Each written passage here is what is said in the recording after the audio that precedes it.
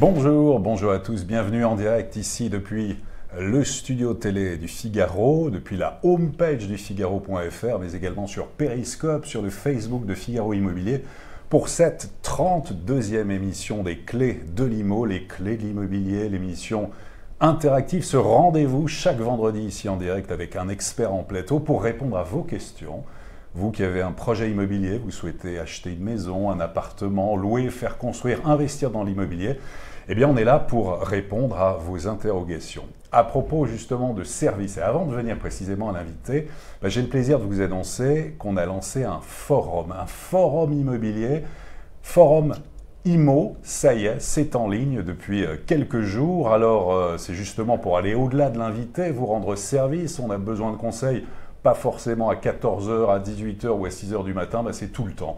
Et donc ce forum immobilier, comment on y accède? Tout simplement, vous allez sur Figaro Immo ou sur Figaro Immobilier et sur la barre de navigation à droite, vous cliquez sur l'onglet forum et puis voilà, vous arrivez dans le forum et vous pouvez comme ça voir différentes choses. Vous avez des thèmes proposés, acheter un logement, acheter dans le neuf, construire sa maison, crédit immobilier, location, voisinage, et vous avez aussi l'onglet sur la copropriété, voilà pour ce forum immobilier, longue vie à ce forum.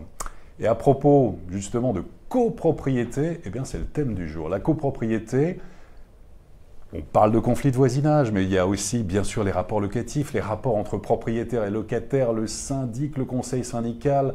On a besoin d'expertise et on est très content d'avoir aujourd'hui un expert en plateau. C'est Gilles Frémont. Bonjour Gilles. Bonjour Olivier. Alors, président de l'Association nationale des gestionnaires de copropriété. Quelques mots sur l'association. Tout à fait. Donc l'ANGC a été créée il y a 2 ans et demi. Elle a pour objet de promouvoir le métier de gestionnaire de copropriété. Donc parler de notre métier, parler de notre quotidien, faire du lobbying aussi pour le rendre encore plus attractif, intervenir dans les écoles d'immobilier pour présenter notre métier aux jeunes et susciter des vocations. Et puis voilà, faire des plateaux télé, un peu de radio, écrire des articles dans les revues professionnelles pour raconter notre métier et mettre la lumière sur notre profession de gestionnaire de copropriété. Eh bien, la lumière donc, va être mise sur vous, Gilles Frémont, qui va rester en notre compagnie jusqu'à 13h30. D'ici là, vous pouvez également intervenir en direct. En tout cas, merci à vous les internautes. Vous avez été extrêmement nombreux à poser des questions depuis qu'on a annoncé la venue de Gilles Frémont. C'était lundi et donc on va comme ça avoir une 10-15aine de questions. On ne peut pas répondre à tout le monde, justement, ce sera l'occasion d'aller sur le forum immobilier de Figaro Immo. Prêt Gilles? Prêt. Alors, on va essayer d'être le plus clair possible, le plus pédagogue, mais je ne m'inquiète pas.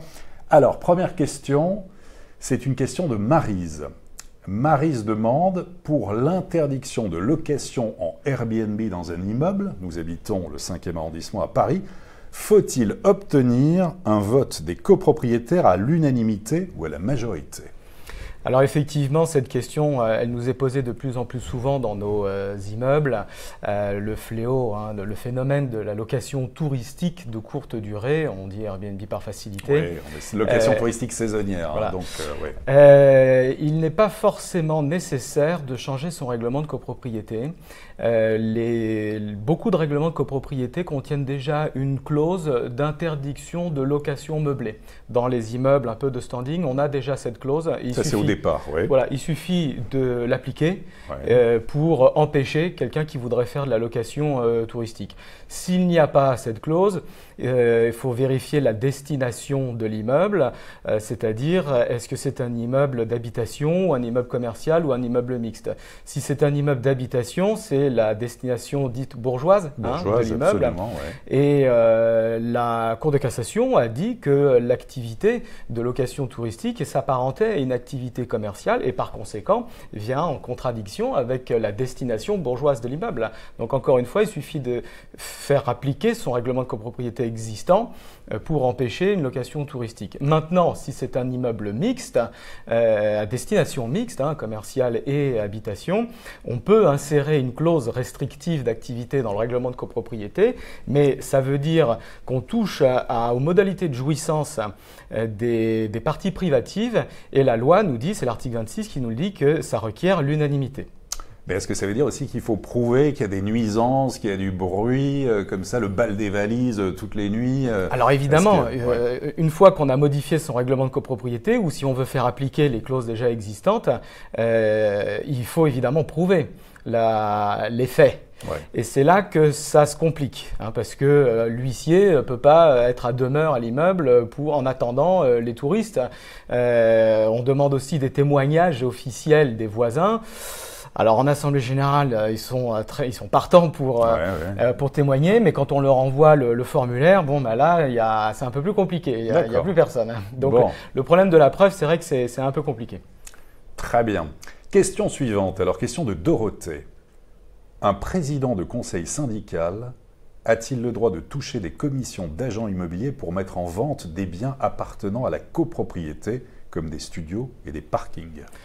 Alors, si ce président de conseil syndical est agent immobilier, dans la question, on dit que c'est son métier. Oui.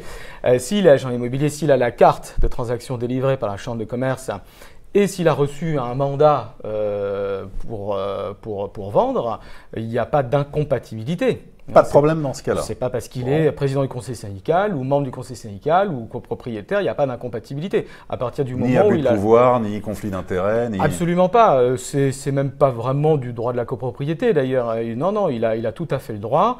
Comme un copropriétaire qui aurait son entreprise de peinture, il a le droit de faire de la peinture de la cage d'escalier si son devis est voté par l'Assemblée générale.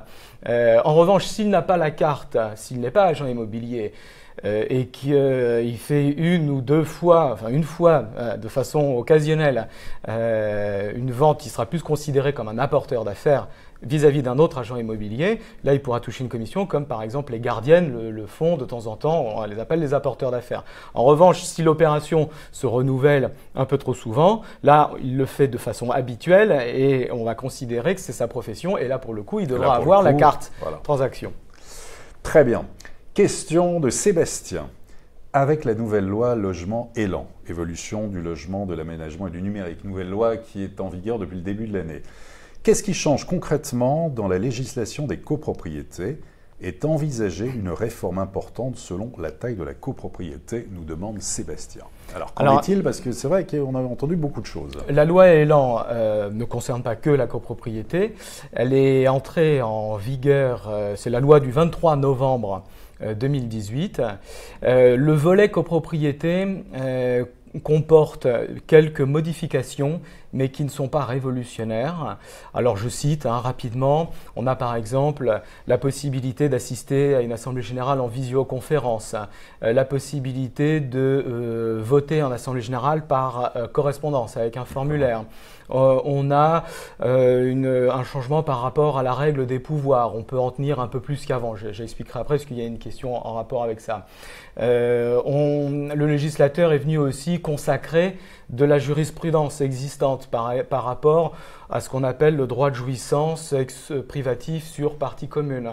La loi est venue encore consacrer une jurisprudence sur la naissance du syndicat ou le démarrage du syndicat des copropriétaires dans le cas d'un immeuble neuf, un immeuble en VFA.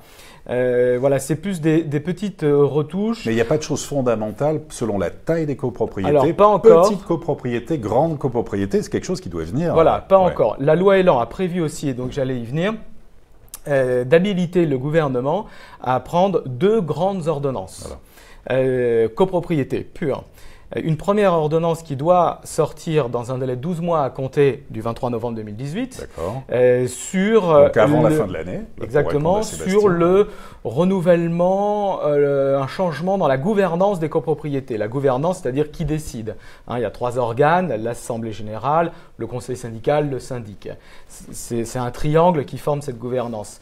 La loi Elan et cette ordonnance a prévu de revoir. Effectivement, dans les grandes copropriétés, il est envisagé que le conseil syndical ait un transfert de prérogatives de l'Assemblée générale pour qu'il puisse prendre des décisions lui-même sans passer par l'Assemblée générale qu'on considère comme bloquante ou avec de l'absentéisme donc bloquante. Donc un régime spécifique. Voilà, un régime spécifique, mais à la marge, il y aura un tronc commun quand même pour toutes les copropriétés, puis des spécificités pour les grands immeubles et pour les micro-copropriétés, les copropriétés à 2, il y aurait aussi de nouvelles règles. Pour l'instant, on ne sait pas quel sera le contenu de ces ordonnances, mais en tout cas, on sait que c'est ça l'architecture. Mais donc, c'est à venir en tout cas avant la fin de l'année, avant normalement le novembre 2019. Tout à fait. Alors ensuite, l'ordonnance devra être validée, votée par le Parlement.